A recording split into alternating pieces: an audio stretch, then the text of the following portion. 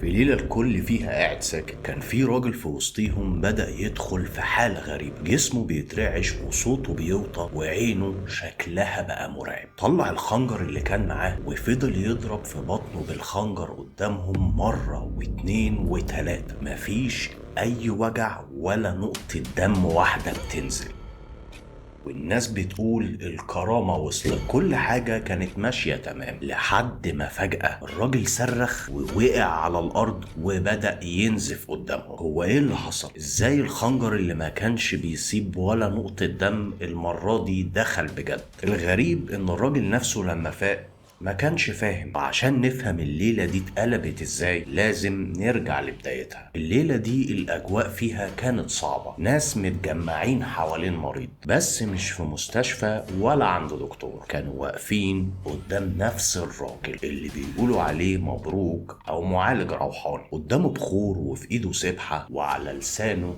كلام مش مفهوم، آيات في الأول وبعدها تمتمة وأسماء غريبة وكلام يخلي اللي قاعد قدامه يحس إن في حاجة اتحركت في الأوضة. ولما سألوه عن اللحظة اللي الخنجر غدر بيه فيها قال إن السبب إن كان في ست في المكان نزل عليها العذر الشهري. بس هل ده كان السبب الحقيقي ولا في حاجة أخطر حصلت في اللحظة دي؟ السؤال هنا مش الراجل ده كان بيعمل كده إزاي، السؤال الحقيقي هو الراجل ده عمل إيه في حياته عشان يوصل لمرحلة إن الخنجر يفضل سنين ما يأذيهوش وفي ليلة واحدة يتقلب عليه. ومن هنا تبدأ حكاية الساحر التائب داود محمد فرحان. السلام عليكم، أنا مصطفى عادل ودي قناة تسريب خفي.